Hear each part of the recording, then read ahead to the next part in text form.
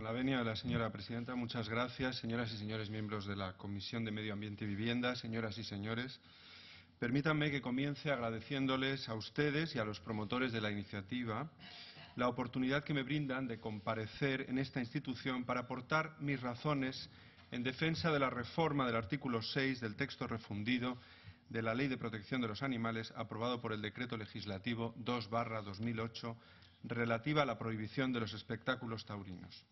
Permítanme igualmente que celebre que el Parlament de Cataluña decidiera el pasado 18 de diciembre admitir la tramitación de dicha iniciativa. Me parece que no es exagerado afirmar que con este proceso, con la aceptación por su parte de la apertura de una deliberación informada y racional sobre una cuestión del máximo interés público e independientemente del resultado final que solo puede estar en sus manos como representantes de la ciudadanía catalana, están ustedes rindiendo un muy estimable tributo al ideal democrático. Pese a algunos, enhorabuena por ello. Una serie de personajes rodean un toro. 4 en concreto le cercan provistos de armas varias. Un quinto yace cadáver y más allá 3 figuras difuminadas parecen querer mantenerse a una distancia prudencial. Detrás del toro, todavía erguido, se sitúa quien, provisto de un cuchillo en forma de media luna, se dispone a desjarretar, es decir, de acuerdo con el diccionario de la Real Academia, cortar las piernas por el jarrete. Y el jarrete es, de nuevo, de acuerdo con el diccionario, el corvejón de los cuadrúpedos o la parte alta y carnuda de la pantorrilla hacia la corva. Quizá lo recuerden. Es el célebre grabado de Goya, desjarrete de la canalla con lanzas, medias lunas, banderillas y otras armas de la serie La tauromaquia, publicada en 1815. Cortar las patas a un mamífero superior en vivo para así poder administrarle la muerte de una manera más cómoda o simplemente como una forma de diversión parece una acción de todo punto inaceptable. Tal vez algunos de ustedes recuerden lo que ocurrió la noche del 3 de noviembre de 2001, cuando un grupo de individuos no identificados entró en las instalaciones de la Sociedad Protectora de Animales de Tarragona y cerró las patas a 15 perros. La mayoría murieron desangrados. A otros, tan pronto fueron descubiertos a la mañana siguiente, se les sacrificó para aliviar su agonía. Seguramente recordarán que la conmoción pública fue notable, que por medio de la Fundación Altarriba se recogieron en poco más de un mes alrededor de 600.000 firmas, instando al Parlamento estatal a una modificación legislativa que castigara convenientemente actos para cuya justificación es imposible presentar argumentos morales plausibles. Esta reacción cívica está en consonancia con el sentir moral de la inmensa mayoría de ciudadanos de esos países que llamamos nuestro entorno.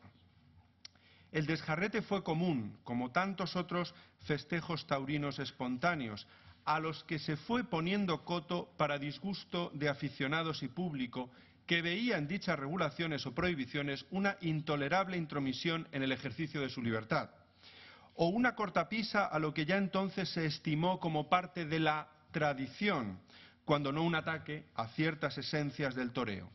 Ha habido muchas formas de torear, desde que a mediados del 18 la actividad de alancear, tan del gusto de la nobleza ecuestre, pierde protagonismo a favor del toreo a pie. Una parecida controversia se suscitó también cuando se decidió parapetar al caballo. Apuesto a que a ustedes les resultaría inconcebible asistir hoy a una plaza y ver cómo, deprisa y corriendo, se suturan las tripas abiertas de un caballo horriblemente malherido por las astas del toro, se le llena de estopa y que así pueda proseguir la suerte de varas. Piensen por un momento en lo que se dirá dentro de algunos años, no muchos, esperemos, sobre la actual pervivencia de las corridas de toros, sobre la crueldad institucionalizada que supone que el ordenamiento jurídico no solo siga permitiendo la inflicción de sufrimiento gratuito a mamíferos superiores, sino que se regule con precisión reglamentaria cuánto han de medir y qué forma han de tener los instrumentos de la tortura odierna, esos que de manera tan ilustrativa fueron ayer presentados. Los herederos en una versión un tanto más refinada, pero solo un tanto, de las herramientas que portaban los protagonistas del grabado de Goya. Lo raro, afirmaba el regeneracionista Joaquín Costa, lo grande, lo que no se concibe, lo que sobrepuja a la razón humana, lo que verdaderamente se sale de los límites ordinarios, es que esas fiestas estupendas, reflejo de un siglo depravado, sean presididas por la representación gubernativa o por los jefes del municipio, legalizando, como quien dice, con su presencia unos actos tan bárbaros, en lugar de ponerles cortapisas, haciendo, para decirlo de una vez, moral a la inmoralidad, justicia a la ilegalidad, virtud al vicio, civismo a la crueldad brutal. Fin de la cita. Es legítimo tener un sueño a la Martin Luther King y atisbar con esperanza un mundo en el que una consecuencia más de nuestro erróneo antropocentrismo moral, la más singularmente mediterránea, es eliminada del inventario de las acciones éticamente reprobables.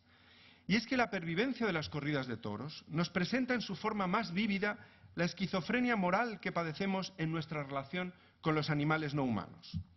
Los cabales aficionados a las corridas y el público en general no dudan de que el toro sufre terriblemente en la plaza. De hecho, solo eso posibilita el parar, templar, mandar, dar un pase mirando al tendido. Así, por ejemplo, un conocido defensor de la llamada fiesta, Mario Vargas Llosa, ha dicho literalmente que el espectáculo taurino está impregnado de violencia y crueldad.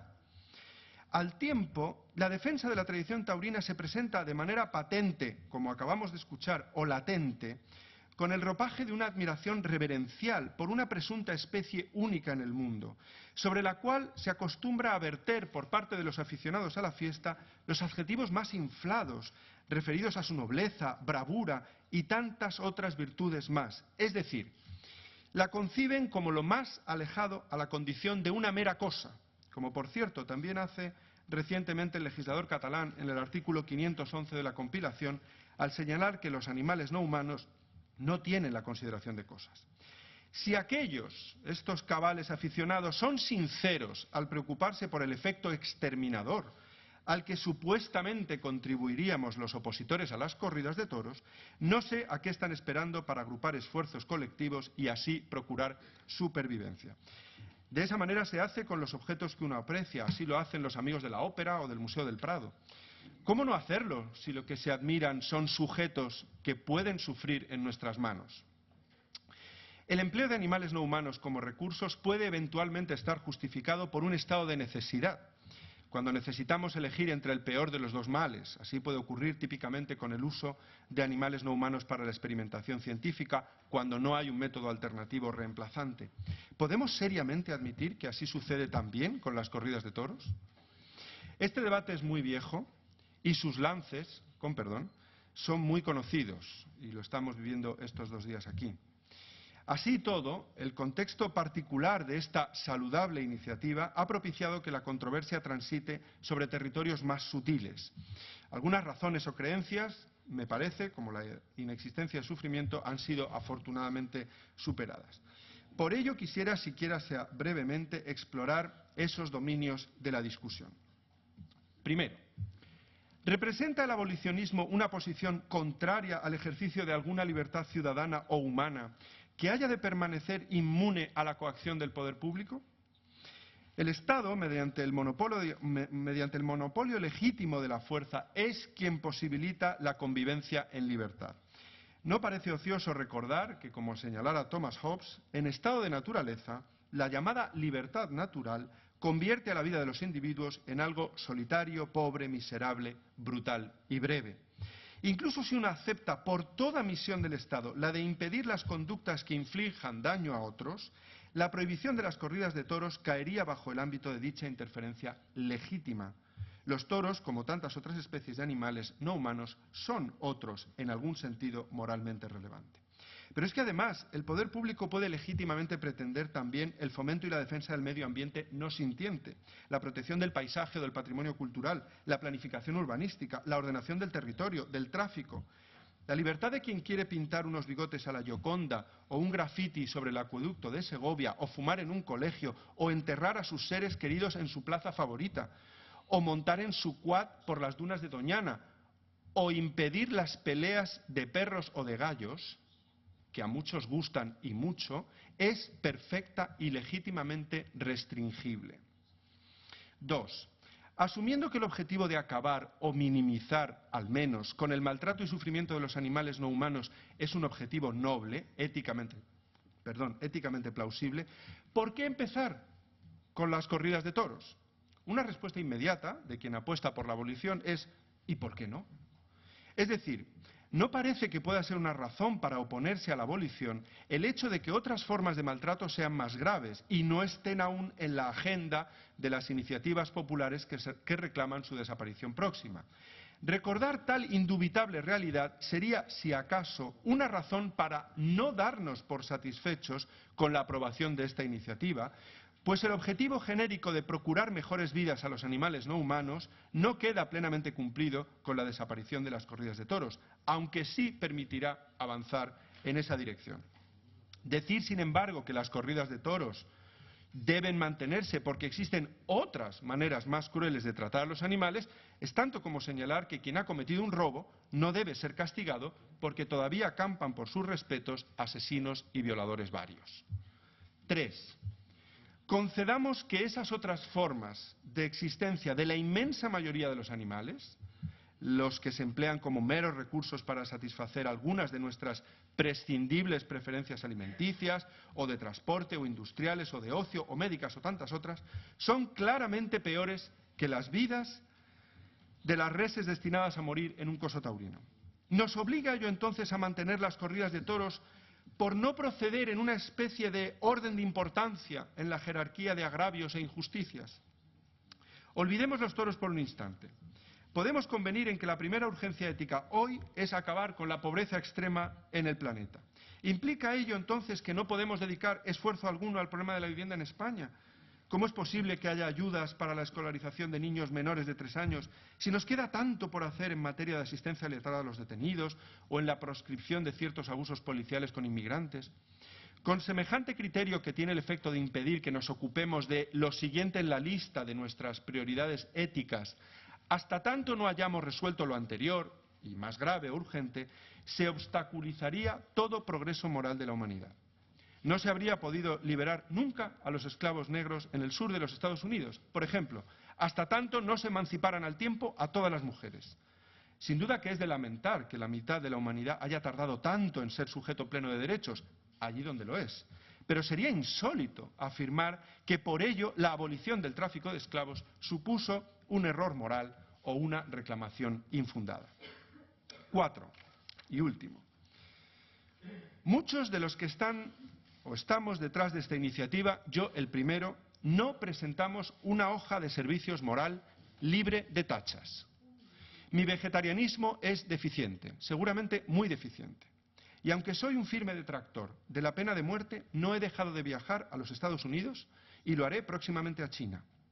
¿Qué tiene que ver la coherencia o pulcritud ética personales con la justicia o injusticia de una causa? Seré un incoherente, tal vez incluso un hipócrita. Mi contradicción pragmática será difícilmente explicable, pero la posición moral que sostenga no perderá por ello su corrección o validez éticas. En el límite, el torturador que proclama la injusticia de la tortura también dice verdad. Prohibir las corridas de toros e insistir en que también se avance en el destierro de otras formas particularmente cruentas y gratuitas de maltrato a los animales es la consecuencia lógica de sostener que muchos animales no humanos deben tener un cierto estatuto moral. Ello supone sin duda, como se ha dicho, y dicho bien, una revolución en nuestro comportamiento ético.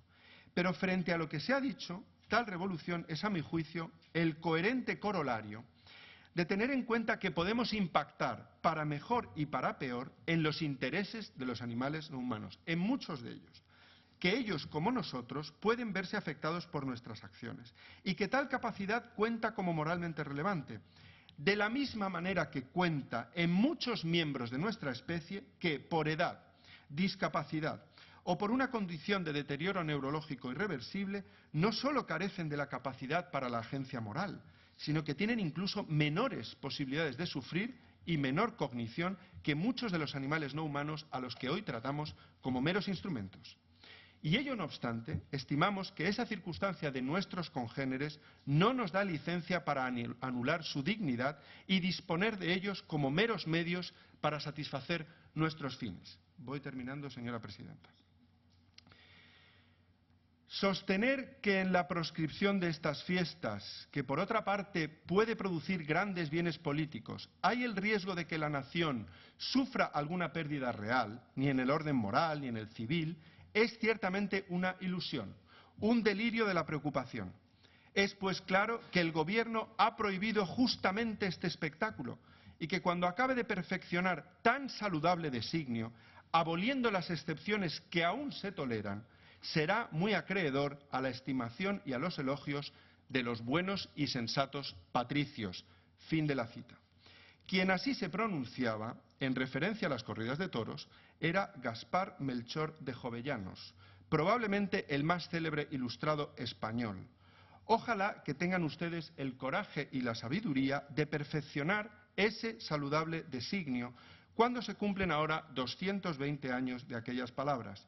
Ello les hará sin duda acreedores de la estimación y elogios de la mayoría de la ciudadanía. Muchas gracias. Muchas gracias, señor Pablo de Lora.